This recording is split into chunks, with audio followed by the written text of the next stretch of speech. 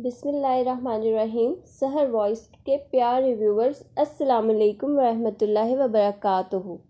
आंखें और बिनाई बेशक अल्लाह की वो नेमत है जो कि $1 बिलियन से भी वापस नहीं मिल सकती। यूनिवर्सिटी ऑफ साउथ फ्लोरिडा के मुताले के मुताबिक रोना या आंसू बहाना हमारी सेहत के लिए बहुत फ़ायदेमंद है। चाहे कोई मर्द हो या औरत, रोना एक नॉर्मल फल है जो आपके दर्द को कम करने में मददगार है और आंखों की सेहत के लिए भी मुफीद है। रोने के बेशक बहुत से फ़वाइद हैं, लेकिन बिला वजह और बेतहाशा रोना बहुत से जिस्मानी और जहनी नुकसानात का सबब है।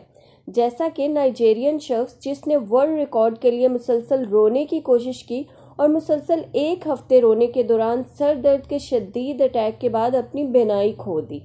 वो मुसलसल रोता रहा और उसके सामने वाले खिलाड़ी एक एक करके रुखसत होते रहे। अगरचा उसने बाज़ाब्ता तौर पर Guinness book of world record की टीम को नहीं बुलाया था, लेकिन रिकॉर्ड बनाने के लिए इसे मुसलसल 1 हफ्ते रोना था, जिसको इसे दरमियान में छोड़ना पड़ा क्योंकि वो बिनाई खो चुका था।